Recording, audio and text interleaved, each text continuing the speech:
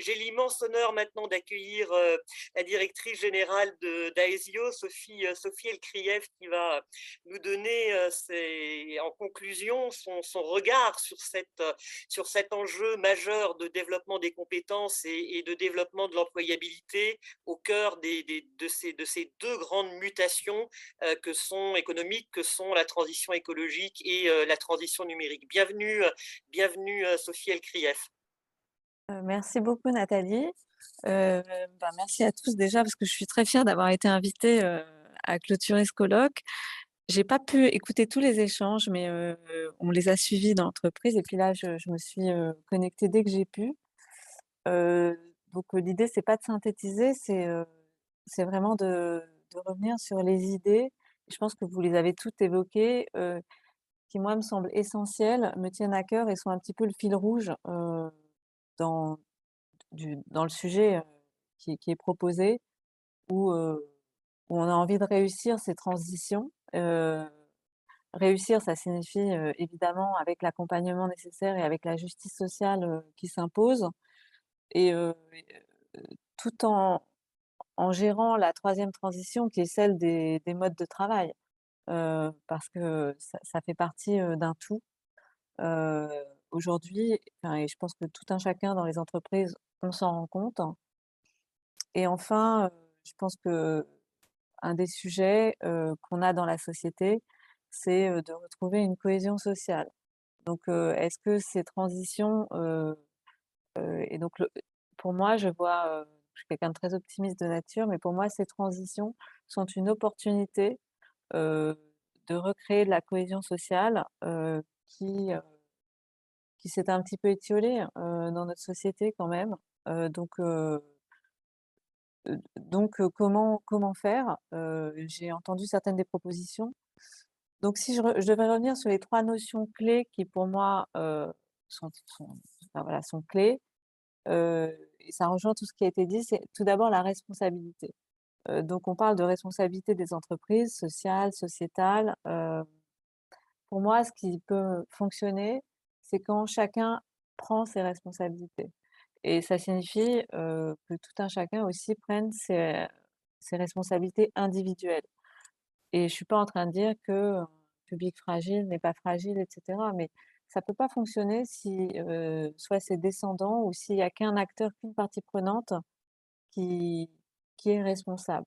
Et c'est là que, évidemment, le dialogue social, prend, pour moi et la communication que ça voilà, le débat, l'écoute, prend, toute sa valeur et voilà et prend toute sa place. Que ce soit au niveau des entreprises et après, et même, en dehors des entreprises. Voilà, au niveau sociétal. Donc que chaque partie prenante prenne ses responsabilités et ben, ça s'étend à la sphère publique, et cetera et il y a eu des éléments sur Orpea. Alors c'est le sujet d'actualité. Heu, Ça va, outre, de toute façon, il y a une enquête, donc je ne vais pas me prononcer sur, telle ou telle chose, mais ça va poser le débat voilà, du grand âge, de la dépendance, de l'accompagnement, de la responsabilité et aussi d'une responsabilité, des familles, parce qu'on est tous responsables de nos aînés. Enfin, on a tous un lien avec nos aînés et ça, quand je relis la presse et que j'entends, des choses depuis que le scandale Orpea est sorti, ben, j'entends pas, la responsabilité des familles. Dans les sociétés asiatiques, on fonctionne différemment, c'est pas le débat aujourd'hui, mais voilà, pour moi, cette notion, où chacun prend sa place en termes de responsabilité est vraiment essentielle, pour promouvoir, l'inclusion professionnelle et l'employabilité. Ensuite, une fois qu'on a dit ça, évidemment, il y a l'accompagnement. Alors j'ai vu, il y a eu beaucoup de discussions sur les outils, l'encadrement des outils et cetera et heu et je reviens sur l'accompagnement, que ce soit à l'intérieur, de l'entreprise ou à l'extérieur et moi je souscris totalement à ce que, Muriel Chauvel, a a dit tout à l'heure sur les soft skills. Moi, j'irais, pour moi, c'est totalement fondamental. Et comment résumer les soft skills? Il y en a beaucoup, hein, c'est apprendre à apprendre. Et ce que je trouve assez être une très grande opportunité aujourd'hui dans ce qui se passe, dans les transitions. euh, et donc, je suis vraiment pour développer les soft skills et développer l'accompagnement des soft skills, pas uniquement en entreprise.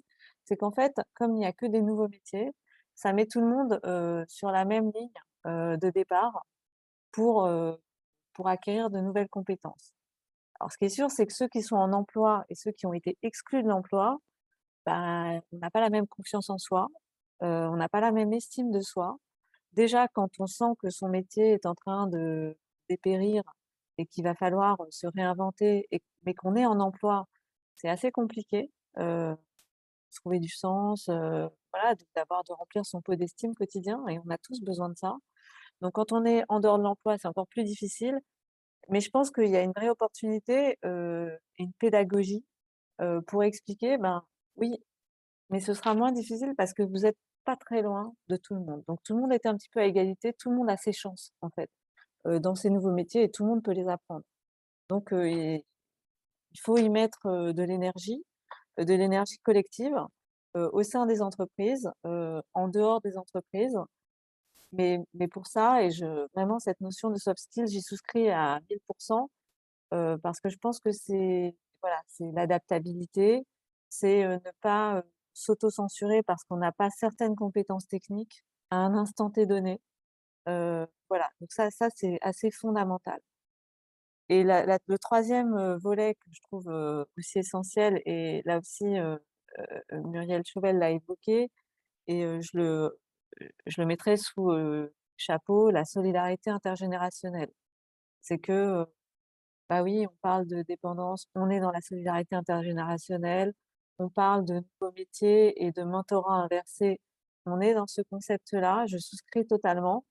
Heu, on parle beaucoup d'accompagner les femmes, de mécénat de compétences, on est encore très descendant, et en fait, je pense que, il faut être aussi ascendant.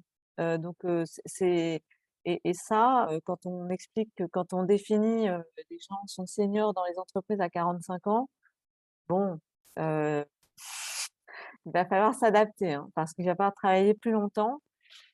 Et si je devais faire une proposition, parce que, Nathalie ne m'a pas encore demandé, mais il y en a tellement qui ont été faites, et je reviens à mes premières amours qui sont, la finance. Aujourd'hui, on parle beaucoup de French Tech, on parle beaucoup de finances responsables, on parle beaucoup d'impact. Tout le monde a envie de faire de l'impact, et cetera. Donc, les fonds investissent des sommes, astronomiques, pour faire des licornes, et c'est très bien parce que ça promeut notre économie, ça crée des emplois. Moi, j'ai toujours pas compris pourquoi on n'exige pas, des startups dans lesquelles on met de l'argent, bah, qu'elles intègrent, des salariés pour 1 an, et cetera. Parce que les formations classiques ne formeront pas aux nouveaux métiers, en fait. Ça, j'en suis intimement convaincue. En revanche, être en situation avec, des jeunes de 25 ans, qui ont un mode de pensée totalement différent du nôtre, enfin du mien. J'essaye de m'adapter, voilà, tant que faire se peut. Je pense que ça change complètement, l'agilité, la confiance en soi, se rendre compte qu'en fait on est capable de, heu et donc il y a une vraie porosité entre ces mondes. Et si, je devais faire une proposition hyper concrète d'organisation de cette porosité, ben, moi en tant qu'investisseur, et je l'ai été, ben, si je mets, 10 000 000 € dans une entreprise, heu, pour qu'elle croisse, pour qu'elle se développe, et cetera, je pense qu'elle peut intégrer, des salariés, pour qu'il y ait une diffusion, voilà, et ça fait partie du pacte social, heu et ça, c'est très bien, voilà. Quand on devient une licorne, on peut, contribuer à cette diffusion de pratiques, qui sont difficiles à acquérir quand on est en dehors. Voilà, on fait venir des tas de consultants pour être plus agile, et cetera. Heu, je pense qu'un petit peu de vie ma vie en étant hyper pratique, pratico-pratique, mais en l'organisant, en l'institutionnalisant, heu, ça peut accélérer un petit peu le mouvement.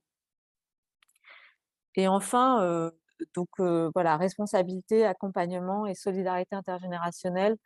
sont pour moi les notions clés en fait de cette transition, enfin en fait de l'accompagnement de cette transition pour l'inclusion professionnelle. Et il y a une telle pénurie de talents parce que les nouveaux métiers, voilà, ils sont pour tous, que le retour sur investissement, si on doit être hyper pratique, hein, pour les entreprises, il sera, il sera hyper, enfin moi je suis très positive sur le levier de performance. Pourquoi? Parce que des gens formés, des gens qui retrouvent l'estime de soi, l'estime d'eux-mêmes pour parler plus correctement, qui retrouvent du sens, sont, des salariés, des talents qu'on pourra garder, qu'on pourra fidéliser, donc heu et là, on crée une entreprise, on crée un cercle vertueux d'attractivité, pour son entreprise. Donc voilà, je pense que, en plus, c'est pas parce que c'est bien. Si on doit être hyper, même dans un discours qui serait totalement cynique, heu, l'inclusion professionnelle est une nécessité, dans la pénurie de talents, qui va arriver sur, les nouveaux métiers et les métiers qui vont changer de plus en plus vite. Parce que l'information circule plus vite, parce que tout va plus vite. Heu, donc heu donc on est au cœur en fait, de notre problème de société qui est, la cohésion au sein des entreprises, en fonction des différents métiers, des différentes CSP, la cohésion sociale. Heu, donc en fait, c'est un sujet qui est au cœur de notre vivre ensemble. Heu Donc un beau sujet, en tout cas chez Adhesion Mutuelle qui nous tient à cœur et j'ai pas envie de me positionner, volontairement comme, représentante, enfin directrice générale d'une entreprise de l'ESS. Parce que, ça concerne pas que l'ESS, ça concerne tout un chacun. Voilà, j'en suis intimement convaincue. Donc voilà, je vais m'arrêter là parce que je pense que l'après-midi a été très longue. En effet, Et je serais plutôt sur, beaucoup d'optimisme, en fait, par rapport à ces transitions qui offrent l'opportunité de faire un petit reset sur un certain nombre de choses sur lesquelles on a un petit peu dérivé. un très, très grand merci à vous, Sophie Elcrif et j'en profite pour remercier également tous les intervenants de la précédente table ronde, Michael Lemarchand, Muriel Chauvel, Luc de Gardel, Marie-Lise Léon, Emmanuel Delaville, ainsi que les intervenants des tables rondes précédentes où on avait, je crois, plus de 25 intervenants pour ce colloque. Donc, je rappelle qui sera dès les prochains jours disponible en replay audio et vidéo, à la fois sur le site des États généraux de la transition inclusive et puis sur le site du CNAM et de Le Plus Important. Nous avons également publié aujourd'hui un livre blanc que nous allons vous envoyer et qui sera enrichi des échanges et des idées. Et encore merci à vous d'avoir été aussi créatif dans les propositions que vous avez pu faire, parce que l'idée de ce colloque, c'est justement de mettre des idées dans le débat public et en particulier à l'occasion de la campagne présidentielle. Et le mot de la fin, ça sera pour vous inviter le 25 février dans l'hémicycle du Conseil économique, social et environnemental pour la clôture de ces États généraux, puisque ceux-ci sont placés sous le haut patronage du président du CESE. Et à cette occasion, nous ferons le bilan de toutes les propositions qui auront pu être débattues à l'occasion de ces États généraux, puisque ils ont démarré début décembre et nous avons encore plusieurs interventions et colloques prévus d'ici au 25 février. Donc 25 février à 16h30, ça sera public et gratuit comme tout ce que nous organisons avec le CNAM dans le cadre de ces États généraux. Merci encore à tous et à très bientôt.